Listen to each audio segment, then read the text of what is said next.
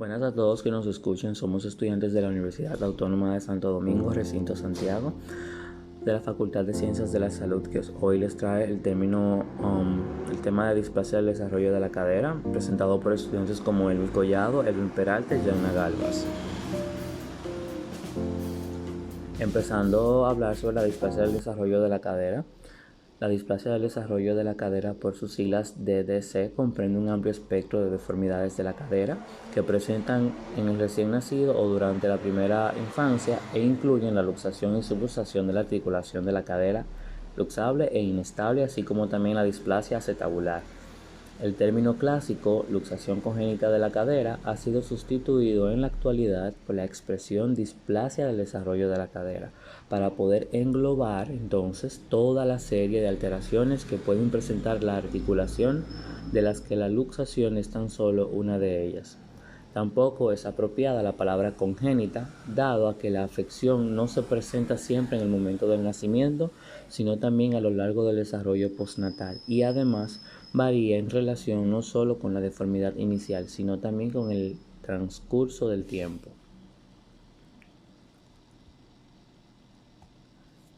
Dentro de sus sinónimos podemos encontrar que la DDC se conoce también como luxación congénita de la cadera o congenital dislocation of the hip, displasia de la cadera del desarrollo y displasia evolutiva de la cadera.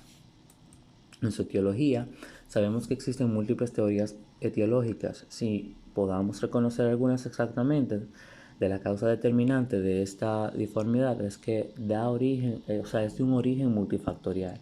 Entre los factores causales considerados debemos destacar los mecánicos, la luxación articular de origen hormonal y la displasia primaria del acetábulo. Sin embargo, conviene recordar que estos factores pueden estar ligados a la genética y a situaciones del entorno. Bien, dentro de sus factores mecánicos, probablemente la posición intrauterina constituye, junto con la laxitud articular, el factor más predisponente para sufrir una DDC. En la presentación de nalgas verdaderas, las caderas quedan inmovilizadas en el interior de la pelvis materna. Ya en los factores hormonales, durante el trabajo del parto se produce una liberación de estrógenos, progesterona y relaxina que actúan relajando los ligamentos maternos de la pelvis.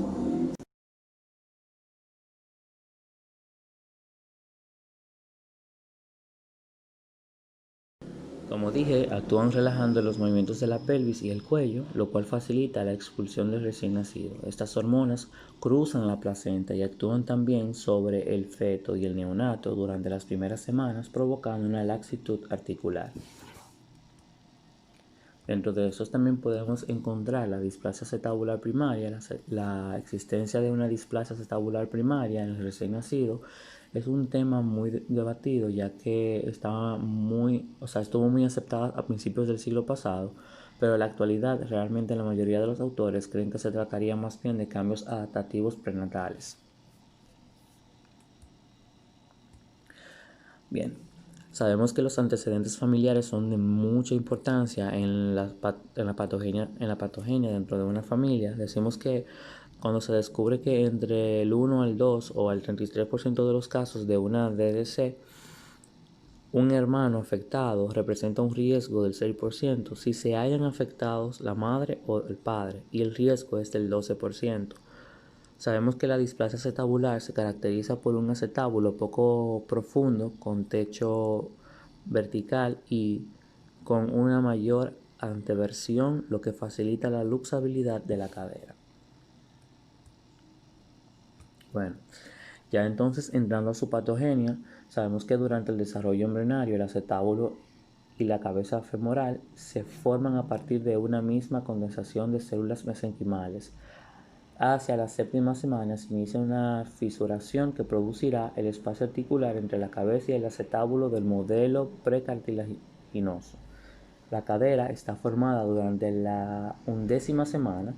A lo largo de las siguientes semanas se produce una rotación medial.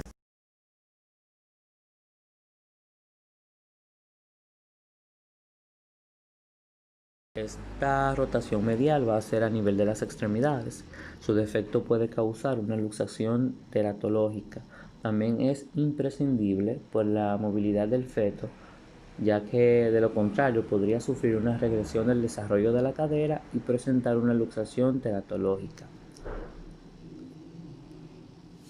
Dentro de sus factores de riesgo tenemos que mencionar los factores de riesgo mayores y los factores de riesgo menores.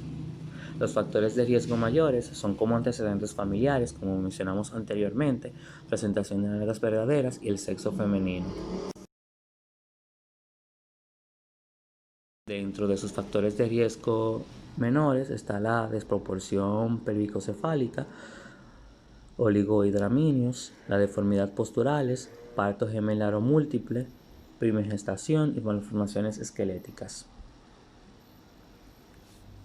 En su exploración física podemos encontrar que de todos los recién nacidos permite la detección precoz de la mayoría de los pacientes afectados de DDC, si bien no podamos detectar los casos de DDC tardía que todavía no han desarrollado, es porque todavía no han desarrollado la luxación. Las luxaciones unilaterales muestran una expresión clínica más en manifiesto con una asimetría tanto de abducción de la cadera como de los pliegues cutáneos, glúteos e inguinales. Sin embargo, los pliegues cutáneos de la mayoría de los neonatos no son simétricos, por lo que este signo posee poco significado en la práctica clínica. La disminución de la abducción de la cadera es más aparente en las luxaciones teratológicas y en el niño mayor. Sin embargo, el diagnóstico de una DDC en los recién nacidos se basa fundamentalmente en dos maniobras a donde se van a valorar la reductabilidad y la luxabilidad de la cadera del neonato. Estas maniobras se conocen como el signo de Ortolani y también el signo de Barlow. La maniobra de Ortolani o signo de Ortolani, mediante una maniobra puede detectarse si la cadera está luxable o reductible. Para su realización debe colocarse el recién nacido en decúbito supino sobre una superficie dura y mantenerlo relajado. Con una mano el explorador estabiliza la pelvis, mientras que con la otra flexiona la cadera a unos 90 grados. En la maniobra de Barlow se trata de la maniobra inversa a la descrita anteriormente, que es la de Ortolani, y se realiza conjuntamente con ella. Se sujeta la extremidad suavemente de la misma, que forman acabados de describir, para la maniobra anterior, pero la pierna ahora es aducida ligeramente más allá de la línea media, mientras se aplica una ligera presión en la parte interna del muslo con el dedo pulgar. Si la cadera es luxable, quedará totalmente desplazada con esta maniobra y el explorador percibirá la sensación resaltante al sobrepasar el borde del acetábulo. Cuando entramos a lo que es el diagnóstico por imagen, tenemos que los diferentes estudios de diagnóstico por imagen tienen sus indicaciones en la evaluación de la DOC. La ecografía resulta muy útil para la valoración inicial, mientras que la radiología convencional va a constituir el método habitual de control a partir de los 6 meses de edad. La resonancia magnética tiene interés para evaluar la interposición de las partes blandas y la irrigación de la cabeza femoral después de una reducción cerrada o abierta de la cadera. La tomografía computarizada y en particular sus reconstrucciones en 3 dimensiones tienen interés en los casos de displasias residuales complejas, tributarias de corrección quirúrgica, la ortografía de la cadera para determinar la producción concéntrica de la cadera y así reemplazar por la ecografía o la artrografía por resonancia magnética indirecta. Bien, entonces continuando con lo que es el diagnóstico diferencial, tenemos que en el recién nacido es siempre clínico. Este tipo de diagnóstico, por ejemplo, en el caso de la imagen mediante ecografía, sirve para confirmar la sospecha diagnóstica. Con un examen neonatal correcto se puede detectar la gran mayoría de casos de la DOC. El diagnóstico diferencial debe establecerse con otras alteraciones congénitas de la cadera, como son la coxa vara, la deficiencia focal proximal del fémur y las displasias óseas.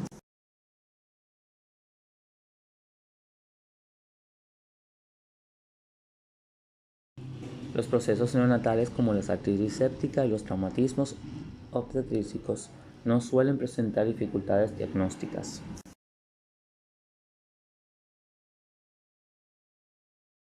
Bien, entonces en el pronóstico Ya entrando en esta parte de la DDC, esto va a constituir el factor fundamental para obtener una evolución satisfactoria, es decir, para obtener el desarrollo de una cadera de características normales. Cualquier retardo en el diagnóstico puede comprometer el futuro de la articulación y provocar su evolución hacia artrosis precoz. Ya hablando entonces así de todos los recién nacidos, deben ser explorados meticulosamente de sus caderas durante el primer examen postnatal general.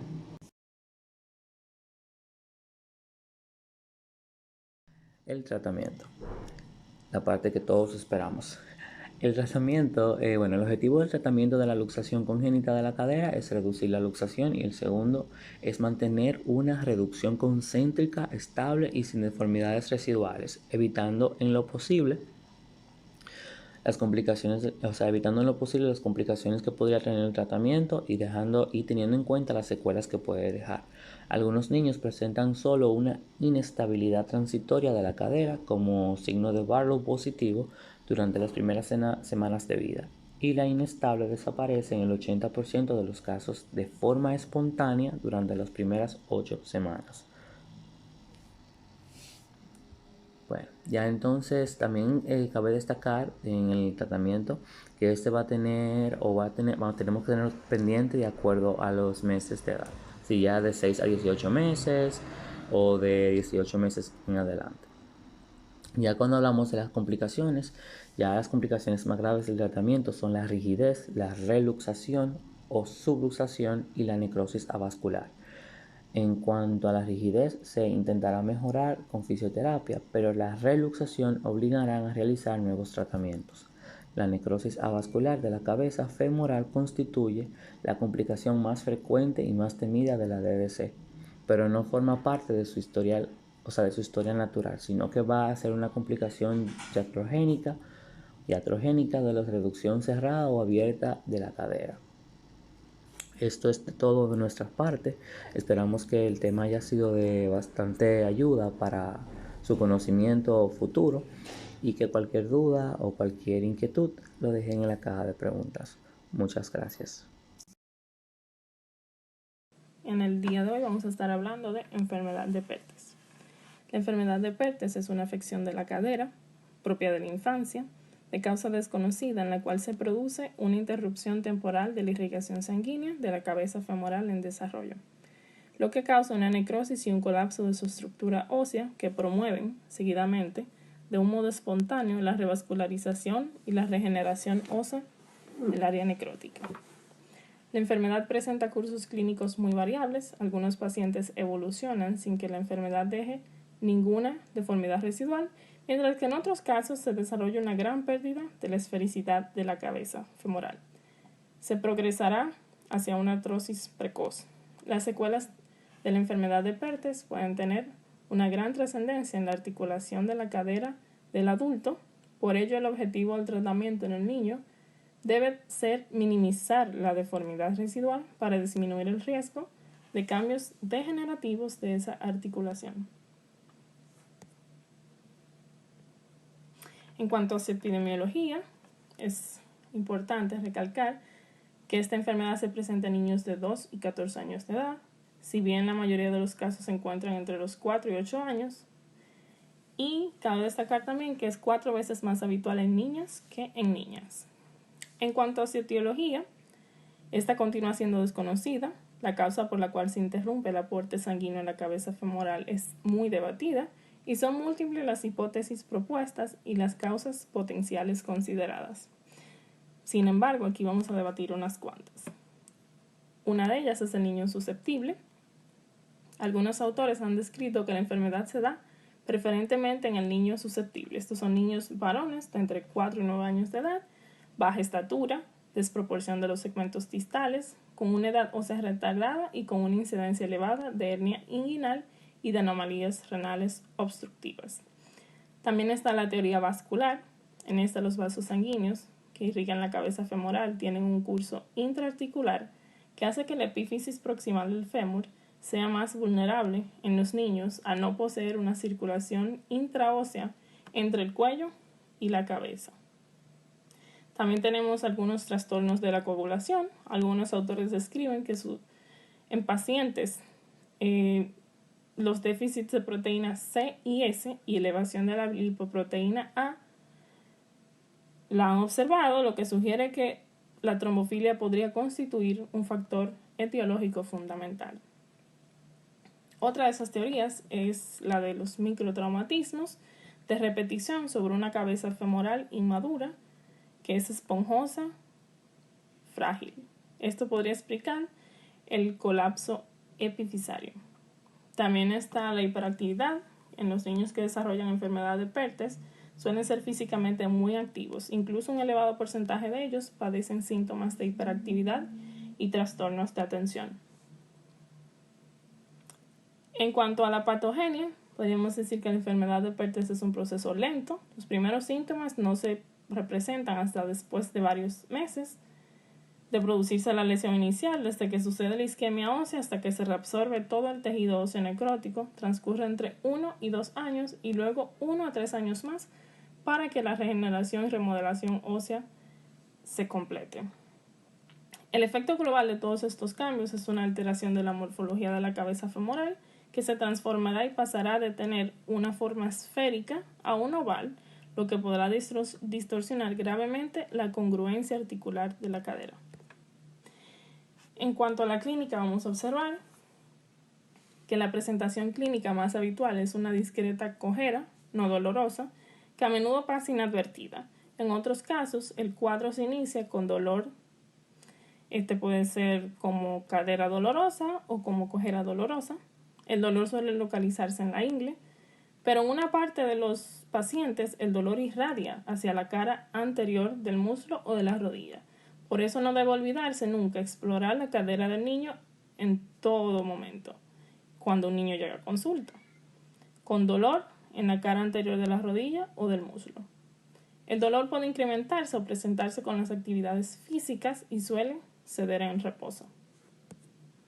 En cuanto al diagnóstico de la enfermedad de Perthes, este sigue basándose en la radiología convencional con imágenes en 2 proyecciones, anteroposterior y axial. En cuanto a su tratamiento, el objetivo del tratamiento de la enfermedad de Perthes es prevenir la deformidad de la cabeza femoral y con ello la incongruencia articular con el fin de poder evitar la rigidez, el dolor y la degeneración artrósica de la cadera. Las posibilidades terapéuticas recomendadas en la actualidad son abstención terapéutica, tratamiento sintomático, tratamiento de la movilidad articular, tratamiento ortésico y tratamiento quirúrgico. Muchas gracias por escuchar.